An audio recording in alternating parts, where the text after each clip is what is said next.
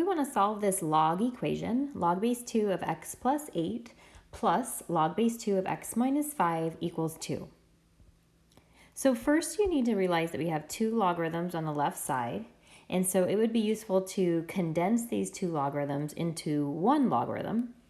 And since the logs are being added, and they do both have the same base, we can use our property of logs where we can put these two logarithms essentially together by multiplying the arguments. So we would be multiplying the x plus 8 times the x minus 5. So that'll give us log base 2 of x plus 8 times x minus 5 is equal to 2. Now your next step is essentially to get this out of logarithmic form, and we'll do that by rewriting this equation in its equivalent exponential form. So I often call this the rewrite step. So we're going to rewrite the equation in exponential form. This is really the key to understanding logarithms, is being able to switch from one form to the next. So since this is a base of 2, when we rewrite this, this will be 2 raised to the second power is equal to x plus 8 times x minus 5. Now let me remind you how I got that. Starting with a base of 2, we say 2 raised to the second power, because a logarithm is always equal to essentially an exponent. So 2 raised to the second power is equal to the argument, which was x plus 8 times x minus 5. So 2 to the second is 4. If we go ahead and distribute the right-hand side, we'll have x squared plus essentially 8x minus 5x will be 3x minus 40.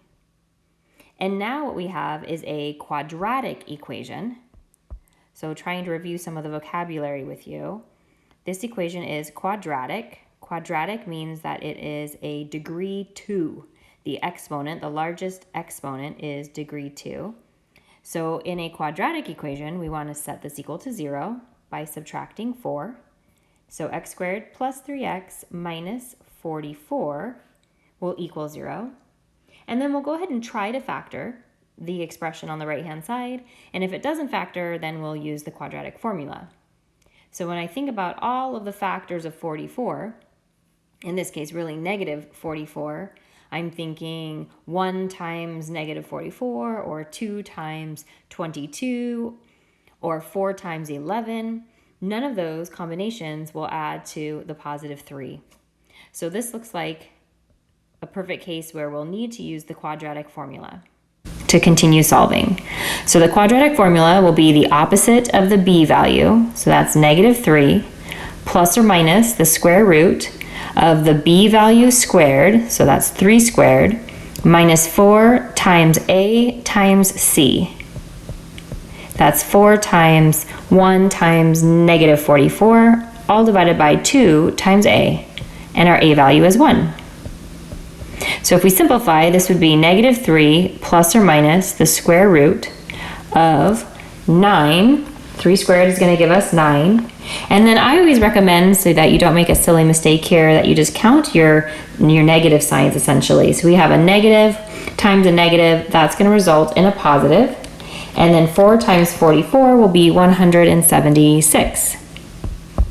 So 9 plus 176 will be inside of our radical. So this will give us negative 3 plus or minus the square root of 176 plus 9 will be 185, all divided by 2. Now let's go ahead and put both of these values into our calculator. So we'll enter negative 3 plus the square root of 185, all divided by 2, and get an answer, and then negative 3 minus the square root of 185, all divided by 2. And I'll just go ahead and round to 2 decimal places.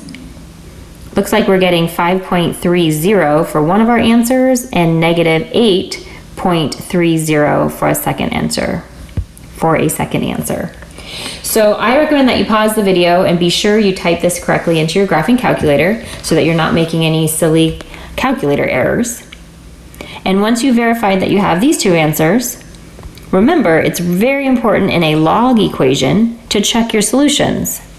And I'll remind you why when we look at a logarithm In this case, the argument of the first logarithm is x plus 8, and the argument of the second logarithm is x minus 5.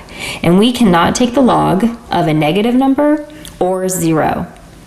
So if we are to take 5.3, for example, and substitute it in for x, notice 5.3 plus 8 would be just fine. That will give us a positive number. 5.3 minus 5 would also be just fine. That will give us a positive number. However, if we substitute in negative 8.3 in for x, negative 8.3 plus 8, that's going to give us a negative value, which is going to tell us that we have an extra solution that does not work. This is what we call an extraneous solution. So my only solution is approximately 5.3.